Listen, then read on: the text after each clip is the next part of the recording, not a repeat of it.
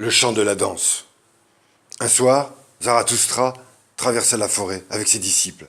Et voici qu'en cherchant une fontaine, il parvint sur une verte prairie, bordée d'arbres et de buissons silencieux. Et dans cette clairière, des jeunes filles dansaient entre elles.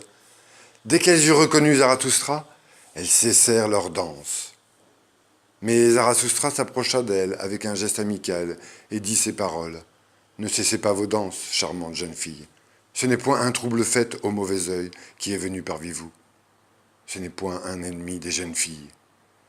Je suis l'avocat de Dieu devant le diable. Or, le diable, c'est l'esprit de la lourdeur. Comment serais-je l'ennemi de votre grâce légère? L'ennemi de la danse divine, ou encore des pieds mignons aux fines chevilles? Il est vrai que je suis une forêt pleine de ténèbres et de grands arbres sombres, mais qui ne craint pas mes ténèbres trouvera sous mes cyprès des sentiers fleuris de roses. Il trouvera bien aussi le petit Dieu que des jeunes filles préfèrent. Il repose près de la fontaine, en silence, et les yeux clos. En vérité, il s'est endormi en plein jour, le feignant. A-t-il voulu prendre trop de papillons? Ne soyez pas fâchés contre moi, belle danseuse. Si je corrige un peu le petit Dieu, il se mettra peut-être à crier et à pleurer. Mais il prête à rire, même quand il pleure. Et c'est les yeux pleins de larmes qu'il doit vous demander une danse. Et moi-même, j'accompagnerai sa danse d'une chanson. Un air de danse et une satire sur l'esprit de la lourdeur, sur ce démon très haut et tout-puissant, dont ils disent qu'il est le maître du monde. Et voici la chanson que chanta Zarathustra, tandis que Cupidon et les jeunes filles dansaient ensemble. Un jour, j'ai contemplé tes yeux, ô vie, et il me semblait tomber dans un abîme insondable. Mais tu m'as retiré avec des hameçons dorés. Tu avais un rire moqueur quand je te nommais insondable. Ainsi parlent tous les poissons, dirais-tu. Ce qu'il ne peut sonder est insondable.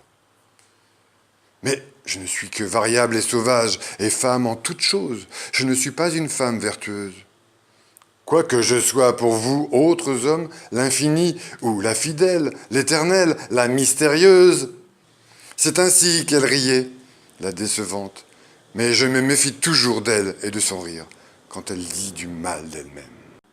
Mais vous autres hommes, vous nous prêtez toujours votre vertu, hélas, vertueux que vous êtes.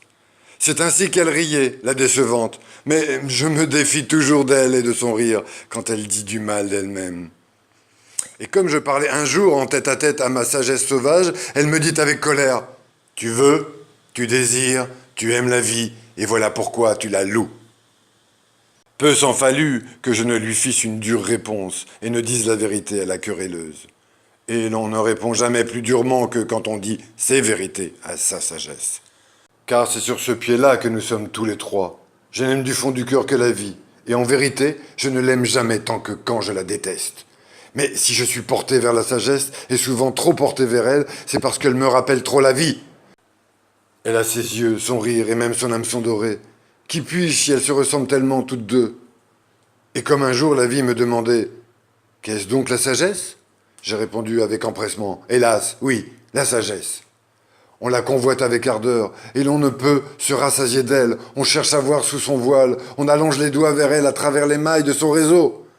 Est-elle belle? Que sais-je? Mais les plus vieilles carpes mordent encore à ses appâts. Elle est variable et entêtée. Je l'ai souvent vue se mordre les lèvres et de mon peigne emmêler ses cheveux. Peut-être est-elle mauvaise et perfide et femme en toutes choses, mais lorsqu'elle parle mal d'elle-même, c'est alors qu'elle séduit le plus. Quand j'eus parlé ainsi à la vie, elle eut un méchant sourire et ferma les yeux. « De qui parles-tu donc ?» dit-elle. « Peut-être de moi ?»« Et quand même, tu aurais raison. Vient-on vous dire en face de pareilles choses? Mais maintenant, parle donc de ta propre sagesse. » Hélas, tu rouvris alors les yeux, ô vie bien-aimée, et il me semblait que je retombais dans l'abîme insondable. Ainsi chantait Zarathustra. Mais lorsque la danse fut finie, les jeunes filles s'étant éloignées, il devint triste. « Le soleil est caché depuis longtemps, dit-il, enfin. La prairie est humide, un souffle frais vient de la forêt. Il y a quelque chose d'inconnu autour de moi qui me jette un regard pensif. Comment? Tu vis encore, Zarathustra? Pourquoi? À quoi bon? De quoi? Où vas-tu? Où? Comment? N'est-ce pas folie que de vivre encore? Hélas, mes amis, c'est le soir qui s'interroge en moi. Pardonnez-moi ma tristesse. Le soir est venu. Pardonnez-moi que le soir soit venu. Ainsi parlait Zarathustra.